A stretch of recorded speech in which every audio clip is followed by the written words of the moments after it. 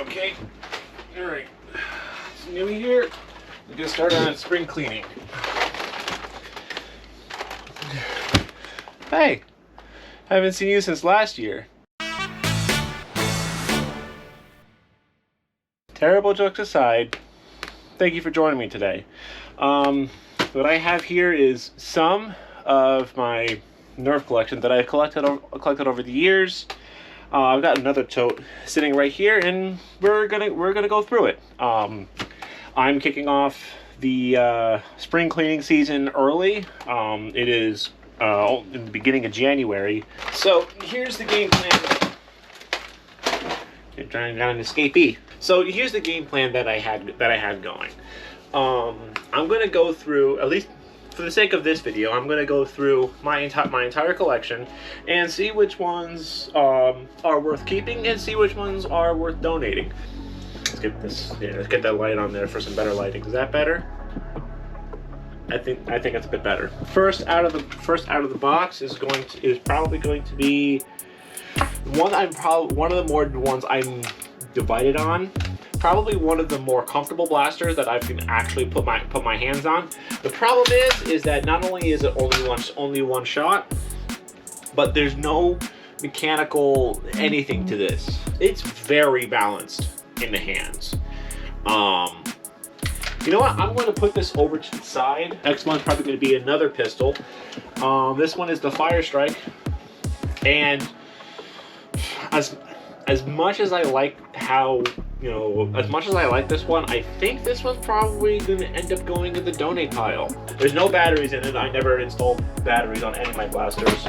Because unfortunately, up here in the Northeast, at least to my knowledge, there's barely any Nerf fields or even Nerf LARPs. There used to be one that I went to for a few years. In fact, I think I have some of the blasters that I used in that. I don't think I'm actually going to keep this one, mostly because it's not Nerf, and as cool as these were, these never really took off the way they were supposed to. But very cool. All right, next one is probably one of my favorite ones if I were a cosplayer. For me, this one is definitely might be one that I could keep, because I cannot get over how fun this absolutely feels to shoot. But not sure what I might do to this. Honestly, the first thing that comes to mind for this one is going to be the shotgun from Team Fortress 2. Like, this is screaming to be painted up like that. Obviously, probably keeping the orange bits for legal reasons. It's even got the grip here, which is already asking for it. So maybe I'll do that in the future. Let me guys know in the comments. This one is probably my favorite pistol / revolver. This was the strong arm. This one was the one that was meant to replace the Maverick. And this one has probably been a mainstay quite literally ever since. This was very comfortable in the hands, very well balanced, slam fire enabled. The drum came all the way out, and I've seen a lot of people do modifications with this where it gets absolutely insane. I'd be crazy to get rid of this, so this is why I'm not. Speaking of Maverick, the ubiquitous Maverick, I'm going to be torn on this one, at least until I go through the rest of them, and then maybe we'll see. I'm going to put this with that Dark Side blaster. I'm going to need a bigger box. All right, I got this one here. This one was Spectra REV5. This one has a whole kit that goes to it. I have to track down some of the parts because I lent them to a good friend of mine a few years ago, and I honestly forgot about them all. So, but even if I had all of them back, I honestly don't think I would keep this one because I already have the greatest revolver of all time, which is the Strong Arm. And this one doesn't quite hit the nose just right. I don't know why they designed these internals this way, but from my experience, they are absolutely terrible. If they use the similar or same internals as the Strong Arm, this would probably be one of, if not my all-time favorite, solely because it has the same internals as the Strong Arm, so it doesn't jam, doesn't do any of that. And it had the slant fire capabilities, but this one had the benefits of putting a it has a stock attachment point, and it has a muzzle attachment point. So you can customize this quite extensively. Oh, and it had a scope on top. But because of the mechanism for rotating and fire, because it rotated on the prime, which I don't understand. The strong arm didn't do that, and you know, they could have just put the strong arm internals in here. I don't get it, and unfortunately, it absolutely kills this blaster. Because otherwise, I would absolutely love this thing. All right, first Mega Blaster in my collection, the Magnus. This one is probably going to be ending up keeping, surely because this. Same with the Dark Tag Blaster. This feels absolutely menacing to hold in the hand. It's very mechanically satisfying. And honestly, this one is very satisfying to use. It hits like a truck too. Every Nerf collector's dream. The Jolt. Every blaster that is ever made is just a Jolt reskin. Here's a big one that I'm definitely going to be torn about. The Stampede. This was probably one of the first full auto blasters that you can get your hands on. But this one was not cheap back in the day. It is now. But when it was new, you got a bunch of stuff with this, and I think this was definitely up in the range of like $80 to $100 back in the day when it was new, like new in box, fresh off the shelf, that kind of stuff. Back to more modern times, we got the Flip Fury. There we go. Swear it wasn't broken. This was another one of the ones that I used when I went to LARP, because this was one of the higher capacity revolvers that you can get your hands on. Still very satisfying to use, especially with that flip action, and also considering how large this is screaming primary energy. May or may not ever get there, but for the time being, this one's definitely one of the better ones. So this one's gonna be keeping. Every way, shape, or form, this entire line of blaster was so much worse than the original stuff, because they just glued everything together. Everything was clipped. There was barely any screws. However, I think this might be one of the few exceptions, because it has a bunch of holes everywhere. Although I'm 90% sure this one still has glues and clips somewhere. I just don't know where. It's probably somewhere up here, like in the grip and stuff. However, does that change my opinion on this? Honestly, slightly. The only reason why I like this as much as at all is because of how comfortable it is. This has a very long stock. It actually has a cheek rest. My hand isn't too big for it. And it's surprisingly comfortable. Alrighty. Oh boy.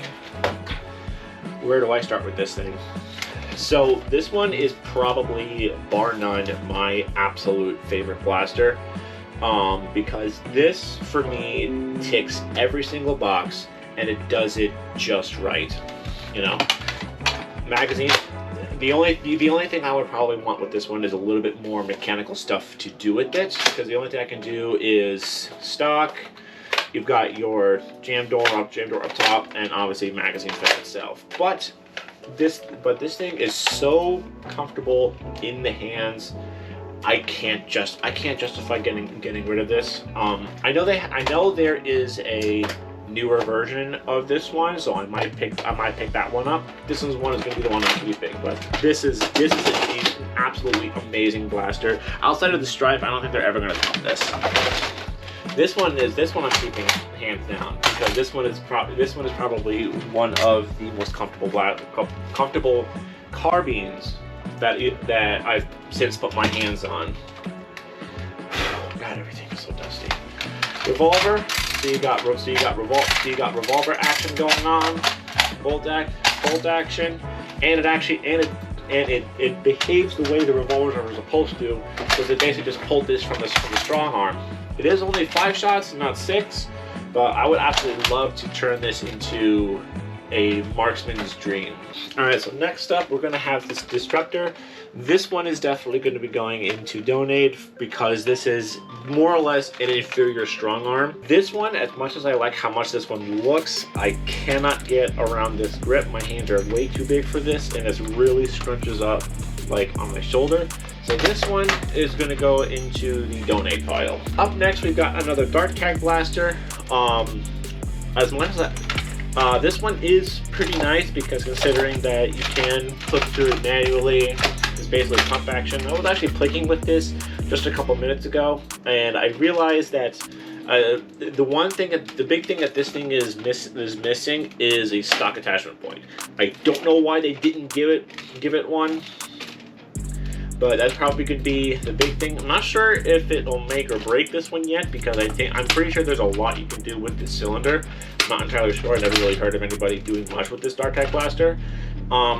So depending on how much I end up keeping, this is probably going to go, but I'm going to put it in the do not know pile. Next up is my pair of hammer shots. These were the ones that I actually took to a LARP a few times. Nicely painted and modified. As you can tell, they have their air restrictors taken out. And these were the ones that I predominantly used the most when I went to my LARP, especially considering that not only I can one-hand them, but I can go to like, you know, different targets depending on if I'm getting overwhelmed. And they feel very comfortable in the hands. These two I'm probably going to end up keeping both for nostalgia and in case I ever come across a LARP again. Pistol. This one I also got for the LARP because in case I wanted to swap out different firearms for different reasons. As much as I like this one, how it feels in my right hand and left hand, that's where it ends. This stock is absolutely atrocious. The molding here for the plastic is again also very atrocious. I don't know why they didn't just take from the Hammer Shot. The Hammer Shot has a much better trigger guard and profile than this ever was. And the funny part is, there's no reason for this plastic to be here. It's just that this was just bad design. They mashed the two together and they didn't do a very good job on it. And which sucks because I almost like the rest of the blaster. They could have done without this. They should have fixed this. And unfortunately, because of those two reasons, it kills the blaster for me. So donating. Unfortunately, there is now a better version of this, so this one is going to go. So hopefully this either gets a better paint job or maybe it gets sent off to do something cool with it. I will take the magazine though. I love how this looks. I love how it feels. I love how mechanical it is. I don't love anything else about it. You've got the dual strike. 3 mega darts on the bottom, 3 elite darts up top. You swap between the dupes. Difficultly swap between the two and just pull back and shoot. Decent sized blaster. Pretty decent good gimmick too, because in a lot of HVZ scenarios, mega darts have a shield busting ability, or they're the ones that can destroy special infected. So the fact that this is able to swap between the two is pretty good. What sucks about it is that it's such low capacity for regular fire. This is mostly reduced to this is more or less reduced to a secondary. And for something this size, there are way better options. This is my big one. This is the original Nerf Centurion back when it first released. I don't remember how I got my hands on this one in particular, but I know I got it right around when it was new. This one is the original one that's had the infamous jam where the handle would move. I absolutely love this shell, especially considering its size and the role that it fills. It's one of the few it's one of the few Mega Dart sniper rifles that, when done correctly, can snipe like crazy.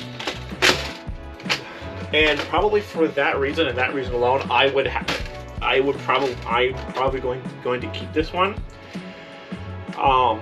Eventually, if I ever get into modifying blasters, which I honestly might, because I know there's a lot of mod support out there. The number one thing I want to do to this is get rid of this atrocious internal. The reason why it never sold very well is because of said internals.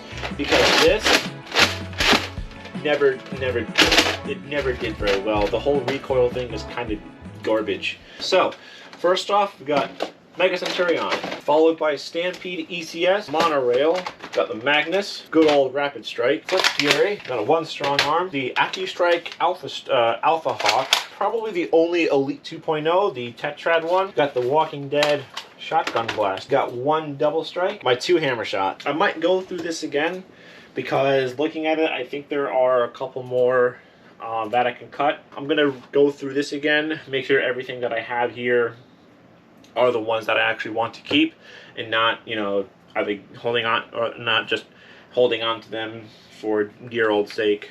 I'm gonna need a bigger box, so I'm gonna get a bigger box, get these all together, and hopefully, you know, within the next few days or so, and get these off shipped out, get these off shipped out to their next destination. So, thank you very much for joining me, and as always, thank you for watching.